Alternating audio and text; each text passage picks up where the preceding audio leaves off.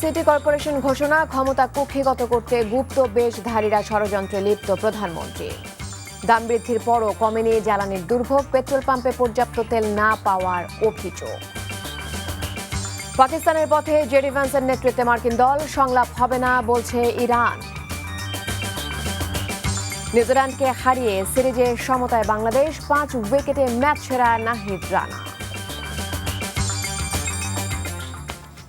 আসসালামু আলাইকুম, তাসলিমা নাহিদ আমন্ত্রণ জানাচ্ছি এনটিভির রাতের খবরে।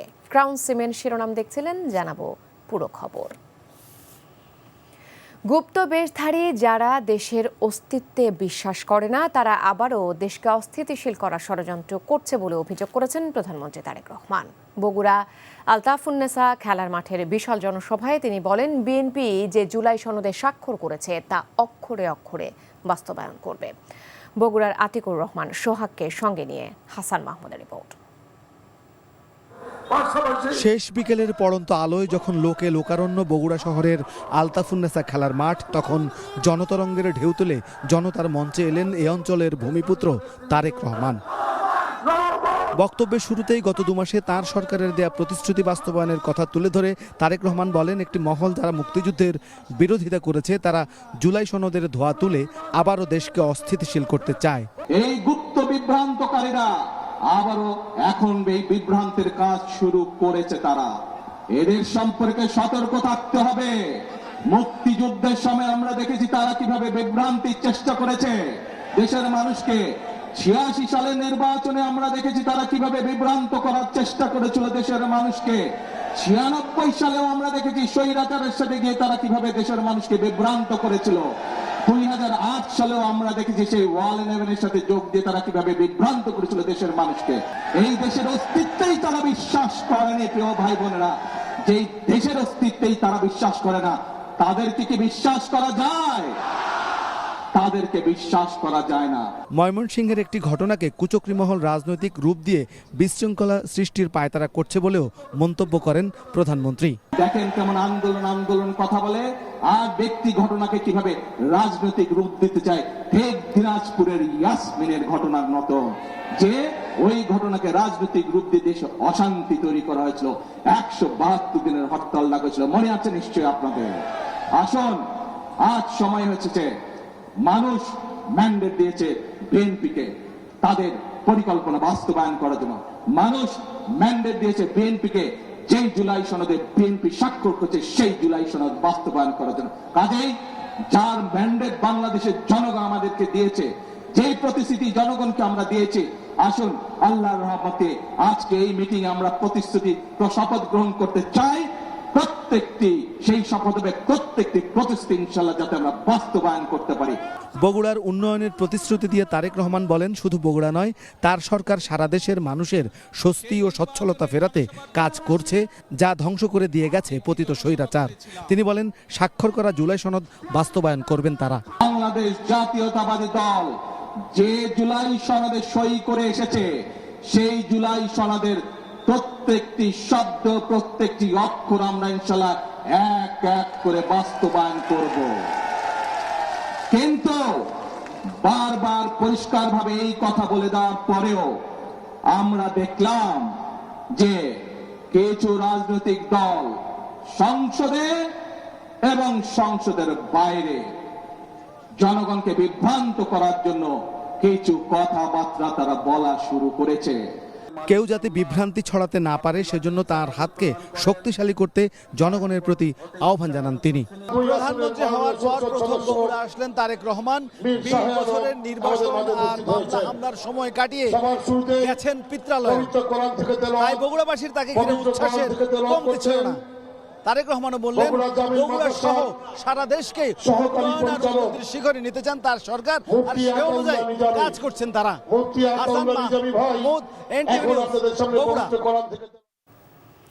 এর আগে নিজে পৈতৃক ভিটা গাবতলীর বাগবাড়িতে যান তারেক রহমান। ফ্যামিলি কার্ড বিতরণ, খাল খনন সহ বেশ কিছু কর্মসূচিতে অংশ নেন প্রধানমন্ত্রী। বলেন, যুদ্ধের কারণে বেশি দামে তেল কিনতে হচ্ছে। উদ্বোধন করেন বগুড়া সিটি কর্পোরেশনের। হাসান মাহমুদের আরও একটি রিপোর্ট। ক্যামেরা ছিলেন রনি রায়হান। যে এলাকার সাথে গেঁথে আছে নারীর টান, যেখানে পরতে পরতে লেগে আছে পিতার স্পর্শ, সেই বগুড়ার গাবতলী উপজেলার বাগবাড়ি গ্রামে এলেন পুত্র তারেক রহমান। দীর্ঘ ২০ বছর পর পিতৃভূমি বগুড়ার বাগবাড়ির শহীদ জিয়া ডিগ্রি কলেজ মাঠে তারেক রহমান উপস্থিত হলে মানুষের বাঁধ ভাঙা আবেগ আর উচ্ছ্বাস আছড়ে পড়ে চারদিকে। ৯১১ জন নারীকে ফ্যামিলি কার্ড বিতরণ করেন প্রধানমন্ত্রী। তারেক রহমান বলেন, সরকারের প্রতিশ্রুতি অনুযায়ী পর্যায়ক্রমে সবাই পাবে এই সেবা। শহীদ জিয়া ডিগ্রি কলেজকে সরকারি করার ঘোষণা দিয়ে প্রধানমন্ত্রী বলেন, সারা দেশের মানুষের জন্য কাজ করতে চায় তার সরকার। মধ্যপ্রাচ্যে যুদ্ধ শুরু হয়েছে। যুদ্ধ হওয়ার কারণে যেটা হয়েছে, যেখান থেকে তেল গ্যাস আমরা আনতাম সেই দেশগুলো আক্রান্ত হয়েছে। শুধু তাই নয়, যেই জাহাজে করে যেই রাস্তা দিয়ে আসতো, এই যে আমরা শহর থেকে যে লিচুতলা দিয়ে আসলাম, এই যে যেই রাস্তার কথা বললেন, জাহাজেরও এরকম নদীর মধ্যে সমুদ্রের মধ্যে রাস্তা আছে, সেই রাস্তাগুলো বন্ধ হয়ে গেছে। ফলে তেল আনতেও কষ্ট হচ্ছে, এবং যেহেতু যেই দেশ থেকে আমরা তেল আনতাম ওখানেও দাম বেড়ে গেছে, ফলে অনেক বাড়তি দাম দিয়ে তেল, ডিজেল, পেট্রোল কিনে আনতে হচ্ছে আমাদেরকে। ফলে রাষ্ট্রের অতিরিক্ত অনেক অর্থ চলে গেছে। এই অর্থ কাদের? রাষ্ট্রের অর্থ কাদের? আপনাদেরই তো অর্থ। এই অর্থ আপনাদের। সেই জন্য আমাদেরকে বিবেচনা করতে হবে যে কোন রাস্তাটা 4 লেন করা প্রয়োজন, কোন রাস্তাটা 2 লেন করা প্রয়োজন। দীর্ঘ নির্বাসন, মামলা, হামলার মতো প্রতিকূলতা পেরিয়ে ২০ বছর পর প্রধানমন্ত্রী হিসেবে নিজের পিত্রালয়ে আসলেন তারেক রহমান। এখানকার মানুষের তাই তাকে ঘিরে যেমন আগ্রহ রয়েছে, তেমনি তারেক রহমানও বললেন, শুধু এই অঞ্চলের মানুষ নয়, পুরো বাংলাদেশের মানুষের জন্য তিনি একটি নিরাপদ বাংলাদেশ উপহার দিতে চান এবং তার সরকার সে লক্ষ্যেই কাজ করে যাচ্ছে। বগুড়া জেলা আইনজীবী সমিতির নবনির্মিত ভবন উদ্বোধন করেন তারেক রহমান। মানুষের বিচার প্রাপ্তির সেবাকে সহজ করতে বগুড়া সহ 10 জেলায় বেল বন্ড কার্যক্রমের উদ্বোধন করেন প্রধানমন্ত্রী। বলেন, বিচার প্রাপ্তি কারো দয়া নয়, জনগণের অধিকার। আদালত হয়রানির জায়গা নয়, বরং ন্যায় বিচার পাওয়ার নিরাপদ স্থল। পরে বগুড়া পৌরসভাকে সিটি কর্পোরেশনে উন্নীত করে তার ফলক উন্মোচন করেন প্রধানমন্ত্রী। মডেল টাউন করতে গেলে তো শুধু সরকার একা পারবে না। এলাকার মানুষ, শহরের মানুষ যদি চেষ্টা না করে, শহরের মানুষ যদি একসাথে কাজ না করে, তাহলে তো সম্ভব না রে ভাই। এছাড়াও বাগবাড়ি জিয়া গ্রাম হাসপাতালে হাম রুবেলা টিকা ক্যাম্প এবং চৌকিরদহ খাল খনন কাজের উদ্বোধন করেন তারেক রহমান। পরে যাত্রাবিরতি করেন নিজের পৈতৃক বাড়িতে। বগুড়া প্রেস ক্লাবের নতুন ভবন উদ্বোধন করেন প্রধানমন্ত্রী তারেক রহমান। এছাড়া বগুড়া বায়তুর রহমান কেন্দ্রীয় মসজিদের পুনর্নির্মাণ কাজেরও উদ্বোধন করেন তিনি। Hasan Mahmud, NTV news, Bogura. দেশে ভোক্তা পর্যায়ে জ্বালানি তেলের দাম বাড়ানোর পর সরবরাহ বৃদ্ধির কথা বলা হলেও গ্রাহক ভোগান্তি কমেনি রাজধানী ঢাকার বিভিন্ন ফিলিং স্টেশনে। পেট্রোল পাম্পগুলোতে আগের মতোই দেখা গেছে দীর্ঘ লাইন। দাম বাড়লেও পর্যাপ্ত তেল না পাওয়ায় মিশ্র প্রতিক্রিয়া দেখিয়েছেন ভোক্তারা, জানাচ্ছেন ফাহাদ মোহাম্মদ। তেলের দাম বেড়েছে ঠিকই, কিন্তু ভোগান্তি কমেনি ভোক্তাদের। রাজধানীর বিভিন্ন ফিলিং স্টেশনে গাড়ি ও বাইকের তেলের জন্য এখনও লম্বা লাইনে অপেক্ষা করতে হচ্ছে ঘন্টার পর ঘন্টা। 4-5 ঘন্টা লাইনে দাঁড়ানোর পরেও যদি আমি ট্যাঙ্কে একটা ফুল না করতে পারলাম, আমার তো হচ্ছে যে প্রতি সপ্তাহে এসে দাঁড়ানো সম্ভব না। রাত পর্যন্ত 2টা দাঁড়াইছি, সারা তো জাগ নাই, রাত্রে তারা ঘুমাইতে পারি নাই। রাত 3টার সময় দাঁড়াইছি ভাই, দাঁড়িয়ে তো আমরা দেখা গেল ঘুমডুম পারতে পারি না, এখনো পর্যন্ত তেল পাই না। আবার দেয় 10টা তেল নিয়ে আবার কালকে নাহলে পরশুদিন আবার আসতে হবে। ঠিকমতো তেল না পাওয়ার ভোগান্তির সাথে নতুন চিন্তার ভাঁজ তেলের মূল্য বৃদ্ধি। রাইড শেয়ার করে জীবিকা নির্বাহ করা চালকদের চোখে মুখে তাই হতাশার ছাপ। তেলের দাম বাড়াইছে, তারপরে সিরিয়াল তেল লাভটা কি, তেলের দাম বাড়ায় লাভটা কি? উল্টা যে ঢুকতেছে যে ভিআইপি লাইন, এদের কারণে আমাদের লেট হচ্ছে। তারা চাকরি করে সরকারি, আমরা চাকরি করি না, আমরাও তো প্রাইভেট জব করি। আর এখন বাজে কয়টা? 10:30 বেজে গেছে, প্রায় 4 ঘন্টা 4.5 ঘন্টা দাঁড়িয়ে আছি, এখনো তেল পাইনি। ফিলিং স্টেশনের কর্মকর্তারা বলছে, যতটুকু তেল পাওয়া যাচ্ছে তাই গ্রাহকদের দেওয়া হচ্ছে। পাম্পে তেলের সরবরাহ বাড়লে গ্রাহকদের ভোগান্তি কমে আসবে। তেলের লাইনে সিরিয়াল মোটামুটি অনেক। যাদের অ্যাপস আছে তাদের আমরা 1200 টাকা তেল দিচ্ছি, আর যাদের অ্যাপস নেই 500 টাকা তেল দিচ্ছি। ওইটা 500 টাকা পর্যন্ত আপাতত সীমাবদ্ধ। অ্যাপসের আওতাভুক্ত না হলে হয়তো বা সরকারিভাবে অন্য কোনো ঘোষণা আসতে পারে, তখন ওইভাবে কার্যক্রম শুরু হবে। তেলের দাম বাড়ার ফলে নিত্যপণ্যের দাম যেন বেড়ে না যায়, সেদিকে মনোযোগ দেওয়ার দাবি জনসাধারণের। Fahad Mohammad, NTV news, Dhaka. সরকার জ্বালানি তেলের দাম বাড়ানোর ফলে নতুন করে সংকটের মুখে পড়তে পারে দেশের অর্থনীতি। জ্বালানি তেলের দাম বৃদ্ধির ফলে মূল্যস্ফীতি আরও বেড়ে যেতে পারে, যা জনজীবনে নতুন করে চাপ সৃষ্টি করবে বলে শঙ্কার কথা জানিয়েছেন অর্থনীতিবিদরা। আর উৎপাদন ব্যয় বাড়ায় রপ্তানিমুখী শিল্প ক্ষতিগ্রস্ত হবে বলে মত ব্যবসায়ীদের। ভবিষ্যতে সংকট উত্তরণে আমদানি নির্ভরতা কমিয়ে নিজস্ব জ্বালানি সক্ষমতা বাড়ানোর তাগিদ বিশেষজ্ঞদের। আরাফাত ইসলামের রিপোর্ট। জ্বালানি তেলের দাম বাড়ার পর শিল্প, কৃষি ও সেবাসহ দেশের বিভিন্ন খাতে এর প্রভাব স্পষ্ট হয়ে উঠছে। ইতোমধ্যেই পরিবহন ভাড়া এবং এলপিজির মূল্য বেড়েছে। এর প্রভাব পড়তে শুরু করেছে নিত্যপণ্যের বাজারেও।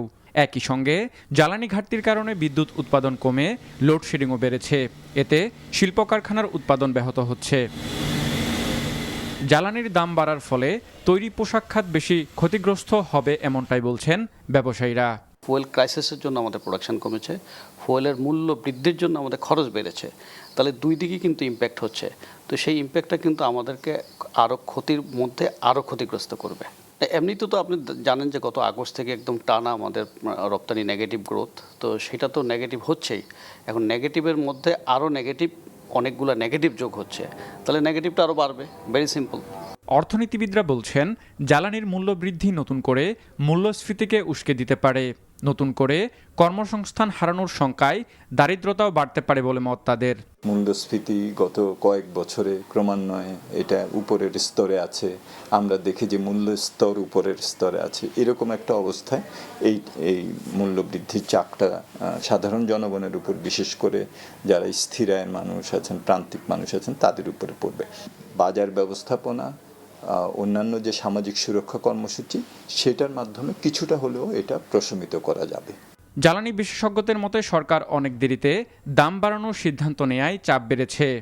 এবার দাম সমন্বয় করেছে অনেক লেটে, এটা আরও আগে করা উচিত ছিল।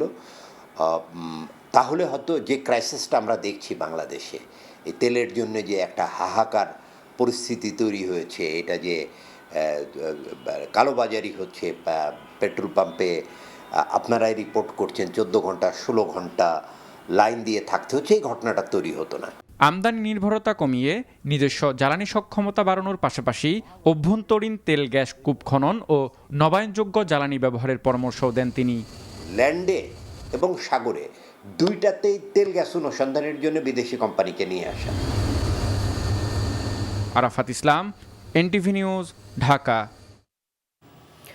আগামীকাল থেকে দেশব্যাপী শুরু হচ্ছে মাধ্যমিক পর্যায়ের এসএসসি ও সমমানের পরীক্ষা।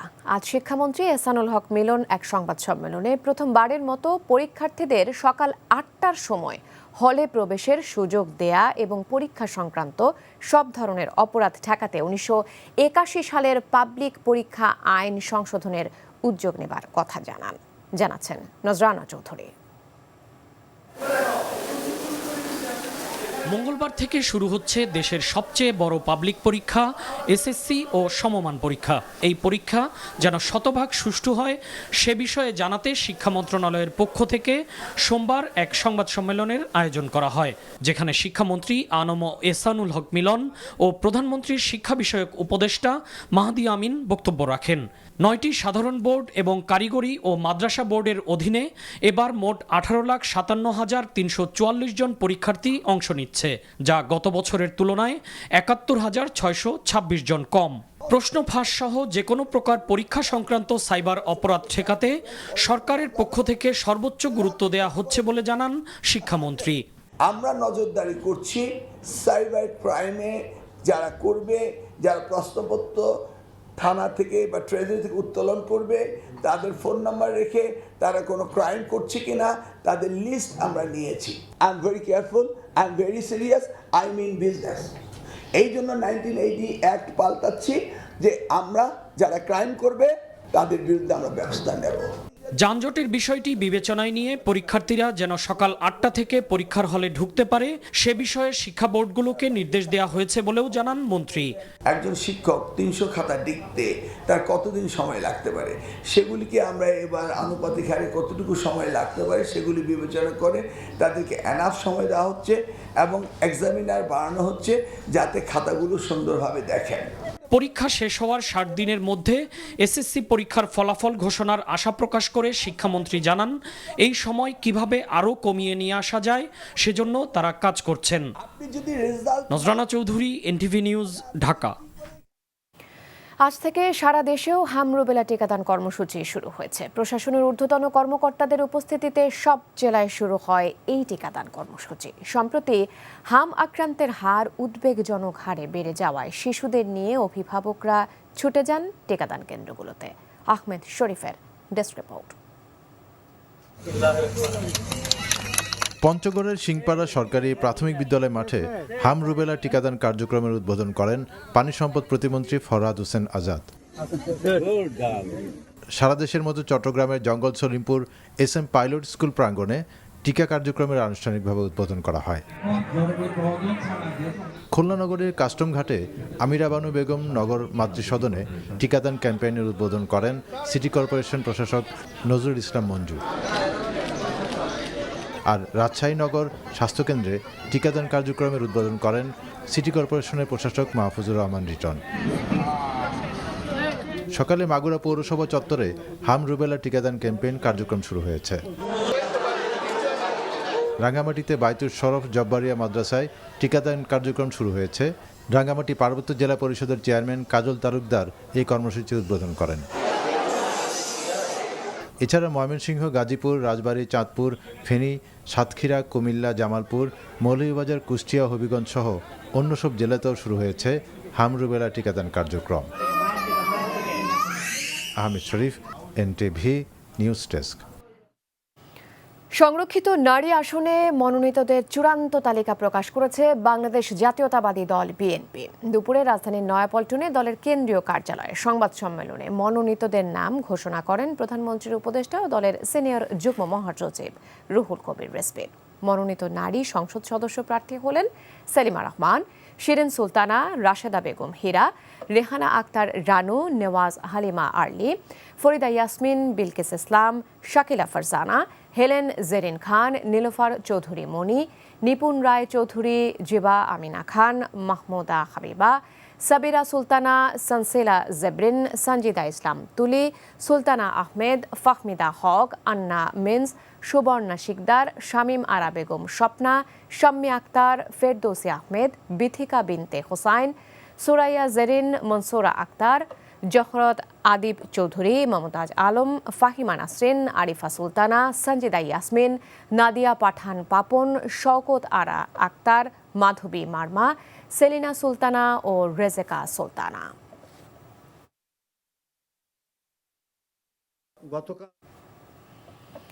সংরক্ষিত নারী আসনে 13 জনের মনোনয়ন চূড়ান্ত করেছে জামায়াতে ইসলামী জোট।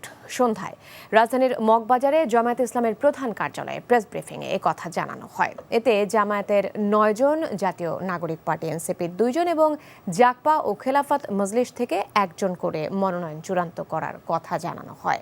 11 দলীয় ঐক্যজোটের সিদ্ধান্তে জুলাইয়ে শহীদ শিশু জাবির ইব্রাহিমের মা রোকেয়া বেগমকে মনোনয়ন দেওয়া হয়। জামায়াতের মহিলা বিভাগের সেক্রেটারি নুরুন্নিসা সিদ্দিকা ও NCPর নারী সংগঠন জাতীয় নারী শক্তির আহ্বায়ক মনিরা শারমিন, জাকপা চেয়ারম্যান তাসমিয়া প্রধান মনোনয়ন পেয়েছেন। আগামীকাল মঙ্গলবার ইসিতে তাদের মনোনয়ন দাখিল করা হবে বলে জানান 11 দলীয় ঐক্যজোটের সমন্বয়ক হামিদুর রহমান আজাদ।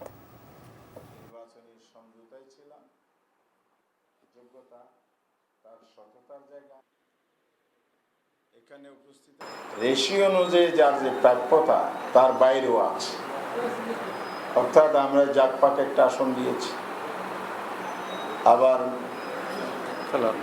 আপনার বাংলাদেশ খেলার মজলিস রেশিও অনুযায়ী তাদের 6টা আসন না থাকলেও একটা আসন পেয়েছেন জোটে, আর জাতীয় নাগরিক পার্টি রেশিও অনুযায়ী একটা পায়, কিন্তু আমরা 2টা মনোনয়ন চূড়ান্ত করেছি। অন্তর্বর্তী সরকারের জারি করা সুপ্রিম কোর্টের স্বতন্ত্র সচিবালয় প্রতিষ্ঠার অধ্যাদেশ বাতিলের বৈধতা চ্যালেঞ্জ করে হাইকোর্টের রিট শুনানি মুলতবি করা হয়েছে। সোমবার বিচারপতি আহমেদ সোহেলের দ্বৈত বেঞ্চ এই আদেশ দেয়। এর আগে সুপ্রিম কোর্টের জন্য পৃথক সচিবালয় প্রতিষ্ঠার নির্দেশ দিয়ে হাইকোর্ট রায় দিয়েছিল। সেই রায়ের বিরুদ্ধে শীঘ্রই আপিল করতে যাচ্ছে রাষ্ট্রপক্ষ। সেই আপিলের নিষ্পত্তি না হওয়া পর্যন্ত রিট শুনানি মুলতবি করা হয়েছে। একই সাথে এই সময়ের মধ্যে সরকার যাতে সুপ্রিম কোর্ট সচিবালয়ের অবকাঠামো যেভাবে আছে সেভাবে রাখে সেই প্রত্যাশা আদালতের। শুনানির সময় এজলাস কক্ষ থেকে সাংবাদিকদের বের করে দেয়া হয়। গত 9 এপ্রিল জাতীয় সংসদ অন্তর্বর্তী সরকারের জারি করা সুপ্রিম কোর্টের স্বতন্ত্র সচিবালয় প্রতিষ্ঠার অধ্যাদেশ বাতিল করে। স্ট্রাকচার হলো বিচার বিভাগের স্বাধীনতা। আদালতের এক্সপেকটেশন যে ইন দ্য মিন টাইম এখানকার যে সমস্ত এস্টাবলিশমেন্ট আছে এগুলোকে যেন বিচার বিভাগের সুপ্রিম কোর্টের প্রতি সম্মান জানিয়ে সরিয়ে ফেলা না হয়। লার্নেড অ্যাটর্নি জেনারেল বলেছেন তিনি আদালতের এক্সপেকটেশন শুনেছেন এবং তিনি এই মেসেজটি কনভে করবেন। টাঙ্গাইল সদরে অন্তঃসত্ত্বা স্ত্রীকে হত্যার 19 বছর পর পলাতক স্বামীকে যাবজ্জীবন কারাদণ্ড দিয়েছে আদালত। অপর 3 আসামি শ্বশুর, শাশুড়ি ও ভাসুরকে খালাস দেওয়া হয়েছে। দুপুরে স্পেশাল জজ দিলারা আলো চন্দনা এর রায় দেয়। যাবজ্জীবন কারাদণ্ডপ্রাপ্ত মোহাম্মদ সোলাইমানের বাড়ি টাঙ্গাইল সদরের গালুটিয়া গ্রামে। আদালত জানায় পারিবারিক বিষয় নিয়ে স্ত্রী আয়েশার সঙ্গে তার বাগবিতণ্ডা লেগেই থাকত। 2007 সালের 5 মার্চ রাতে স্ত্রীকে শ্বাসরোধে হত্যার পর লাশ একটি বাঁশঝাড়ে ফেলে দেয় সোলাইমান। পরদিন লাশ উদ্ধার করে পুলিশ। সে ঘটনায় সদর থানায় হত্যা মামলা করেন নিহতের মামা। মাদারীপুরের শিবচরে ভোজ্য তেল বোঝাই ট্রাক ছিনতাইয়ের ঘটনায় ট্রাক সহ 2 ডাকাতকে গ্রেপ্তার করেছে পুলিশ। উদ্ধার করা হয়েছে নগদ টাকা, 4টি সাউন্ড গ্রেনেড, 3 রাউন্ড টিয়ারশেল ও পুলিশের একটি হেলমেট। পুলিশ জানায় কুমিল্লা ও নারায়ণগঞ্জে অভিযান চালিয়ে ডাকাত আজিজুল ও মোকলেসকে গ্রেপ্তার করা হয়। ট্রাকটিতে প্রায় 25 লাখ টাকার 75 ব্যারেল পাম অয়েল ছিল।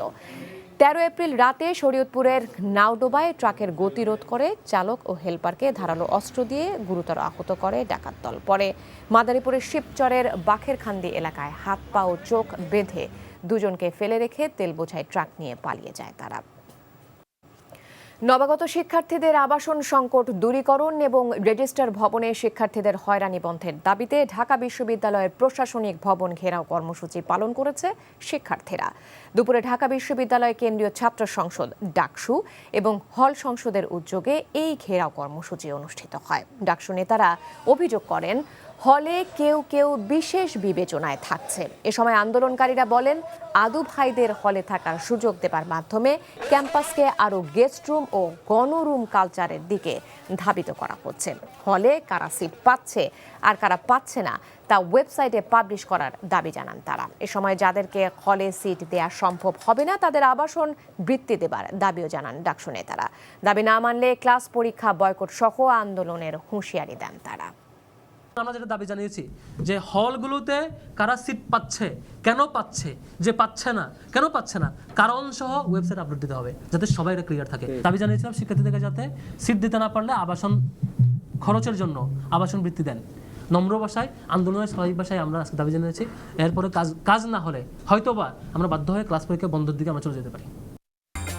এই ছিল রাতের খবরে। এই খবরের ভিডিও সহ আপডেট জানতে ভিজিট করুন এনটিভি অনলাইন www.ntvpt.com।